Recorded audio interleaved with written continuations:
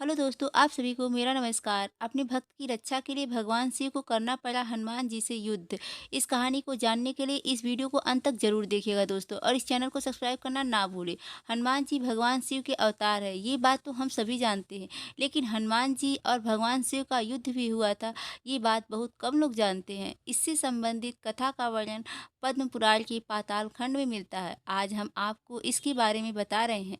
जब श्री राम ने अश्वमेध यज्ञ किया तो यज्ञ का घोड़ा घूमते घूमते देवपुर नाम के नगर में जा पहुंचा। उस नगर के राजा का नाम बीरमल था। बीरमल भगवान शिव का परम भक्त था, इसलिए देवपुर की रक्षा स्वयं भगवान शिव करते थे। बीरमल के पुत्र रुक्मागंध ने जब यज्ञ का घोड़ा देखा तो उसे बंदी बना लिया। यह बात जब घोड़े की रक्षा कर रहे शत्रुघ्न को पता चली तो उन्होंने देवपुर पर आक्रमण करने का निश्चय किया। शत्रुघ्न और राजा बीरबल की सेना में भयंकर युद्ध छिड़ गया। हनुमान जी भी बीरबल की सेना का संहार करने लगे। श्री राम के भाई भरत के पुत्र पुष्कर ने जब राजा बीरबल को घायल कर दिया तो उनकी सेना अपनी जान बचाकर भागने लगी। जब भगवान ने अपने भक्त की यह हाल देखा तो वे भी उनके पक्ष में युद्ध करने लगे। भगवान शिव को युद्ध करते देख शत्रुघ्न भी वहां आ गए। दोनों में भयंकर युद्ध होने लगा।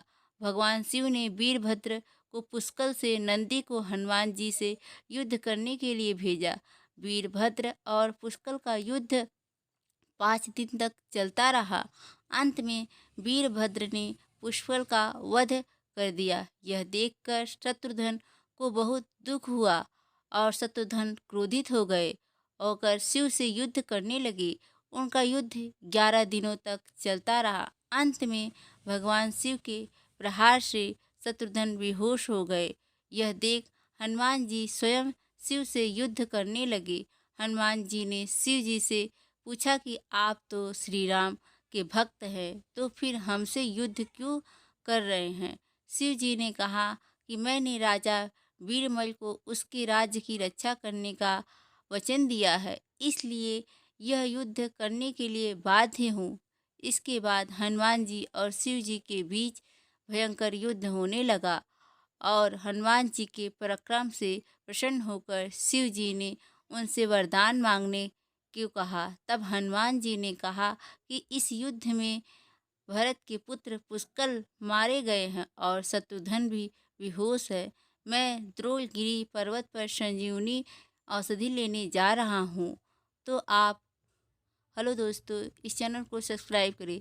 तब तक आप इनके शरीर की रक्षा कीजिए। शिव जी ने उन्हें ये वरदान दे दिया। इधर हनुमान जी तुरंत द्रोणगिरी पर्वत पर आए और संजीवनी औषधि लेकर पुनः युद्ध भूमि में आ गए।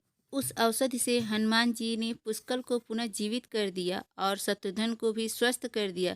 शत्रुघ्न और शिव जी में फिर से युद्ध होने लगा। जब से शत्रुघ्न किसी भी तरह से शिव जी से नहीं जीत पाए तो हनुमान जी ने उनसे श्री राम को याद करने के लिए कहा।